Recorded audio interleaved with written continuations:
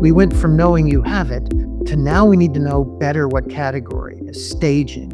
And when you have surgery, the surgeon removes the tumor and the surrounding tissue, almost always lymph nodes that are next door. So in breast cancer, those lymph nodes are under the arm. In colon cancer, they're next to that part of the colon. In lung cancer, they're next to that part of the lung. In neck cancer, same. Regional nodes, the nodes that are next door to where that tumor is, are removed. Sometimes those show up as enlarged lymph nodes on our scans right from the beginning. But a lot of times they don't. A lot of times they're normal size, not really even visible on a scan. And we don't even know what's going on in the lymph nodes until we hand all of that off to the pathologist who carefully goes through, finds all of the lymph nodes, puts those on a glass slide, looks at those underneath the microscope, and sees whether or not cancer has made it to those lymph nodes. If a cancer cell makes it into the lymph node that is sort of connected to the area of the body where the tumor is, that was going to be a risk that it could get to some other part of the body. And what is lymph and what is all this stuff doing? Kind of like this hidden system of drainage pools, just like the sewer from any part of our body. And those pools are those nodes. We have little channels that run into them that actually are really pathways filled with a very small amount of fluid that allow certain cell types to traffic from one part of our organ system into these drainage pools. And the reason those pools exist is actually it's where our cells that gobble up the garbage that shouldn't be in our body, they go to those pools and then they tell the immune system, that the fighters, I need you to come back here and get rid of this stuff. The lymph nodes are just, in many cases, going to be the first stopping point. Not in all cancers, but in many cancers, they're going to be the first stopping point. So when you do a surgery and you take out a tumor, the surgeon is trying to harvest the lymph nodes that are connected to that area of the body. And then they're going to look and see, did I see any cancer cells in there?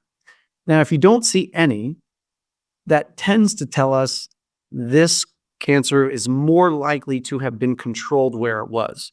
It's not 100%, but if there are cancer cells there, the risk is higher. And so then we think about more aggressive interventions to think about where else might those cells have gone that we can't measure, because we can't go just looking everywhere in the body. We can look where we know they're likely to be. And if they're there, we say we might need therapy to address any other microscopic cancer cell wherever it might have gone. So lymph nodes serve a purpose that is very real in protecting us against infections. And they just happen to be a place where we happen to find cancer. The ties between nodes and metastasis is really an important one, because the process of getting to that lymph node, metastasis, though, we think of as something further than those next door neighbor lymph nodes. Now, there's a subtlety here. Let's use colon cancer. There are lymph nodes right next door to the colon. But then there's another set of lymph nodes. Think of this as spider webs that run all up and down the body. There's another set of lymph nodes just next door to that.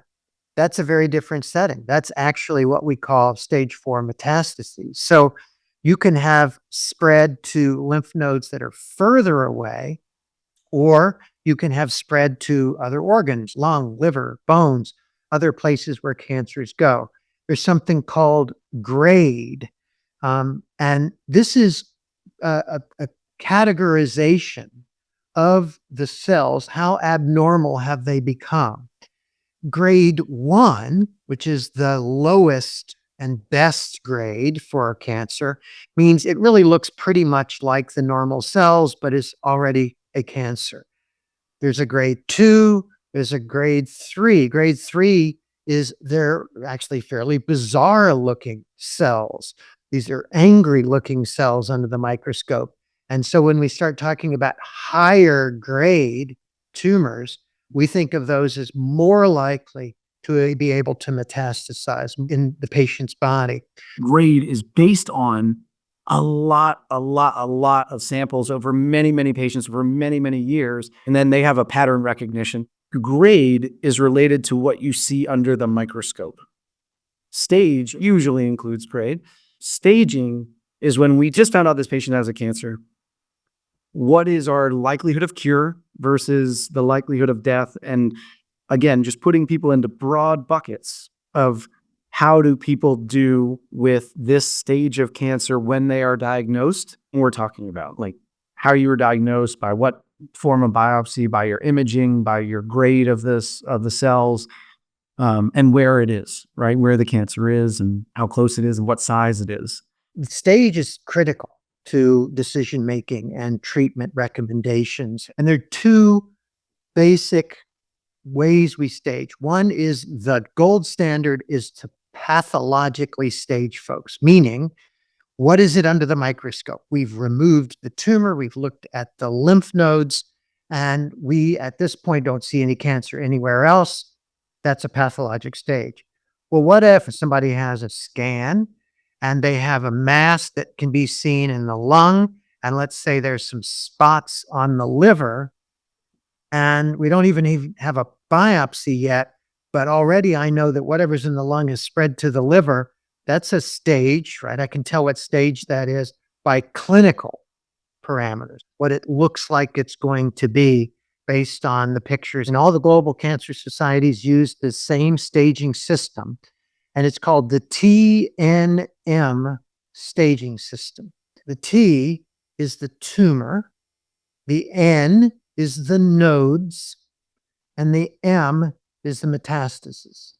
Now, most cancers can be staged using a TNM staging. For example, some of the leukemias and lymphomas use a different staging system. So T, tumor. How far along is that tumor? Is it just barely at the beginning? That's a T1. Has it already moved all the way through that part of the organ? It can go all the way up to a T4, which means that the primary tumor itself is stuck to something out there. Then there's the N. Are there nodes or not? You might not know the N until you've done the surgery to determine whether or not there is any cancer in the nodes. Sometimes we'll make this call based on an enlarged node on a picture, a scan of some sort, but typically it's done at surgery. And then there's the M, whether or not there's a metastasis. So the N, T goes from 1 to 4. The N can go 0, no nodes that were found that had any cancer in it. There's an N1, which means some nodes, and M2, some even have N3s. And then the M generally has either M0, we don't see any spread anywhere, or in M1, which means we do. And that translates into stage 1, very early tumor, N0, M0. Stage 2, the primary is a little bit more prominent, typically still no nodes, although some cancers you could have 1 node. So each cancer has its own staging system for what makes for a stage 2, stage 3, spread to nodes, but still possibly all removed. And M, or stage 4, is when there's any metastasis that takes you to stage 4. So the basics of staging start with the TNM staging category, translates into a stage 1, 2, 3, and 4.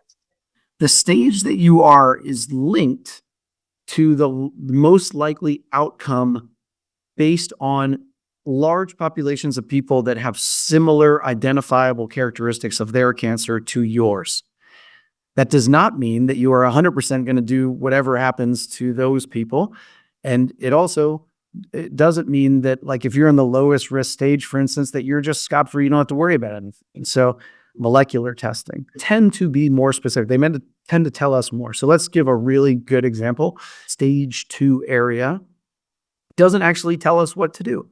Another test was developed that actually tells us by looking at certain genes in those cells, whether that cancer is likely to be more risky or less risky, and then helps us make a decision about whether we can just use hormonal therapy, for instance, or we need hormonal therapy plus chemotherapy. Molecular testing helps us with determining the risk of your cancer. It helps us identifying certain features of your cancer, but it also may help us predict which therapy we want to use for your cancer. And I do want to point out that if anybody is not doing molecular testing on your cancer, it better be for a good reason, because molecular tests in cancer are now standard for almost every cancer. So if you're finding that all you're getting is a standard pathology test, it might be time to think about a second opinion. It never hurts to get at least one more opinion from someone who only sees the type of cancer that you have. Some of our new screening tests are going to be blood tests looking for these molecular abnormalities that have been found as a result of our increased understanding in new science. Even our diagnostic processes are improving rapidly because of the discoveries we had.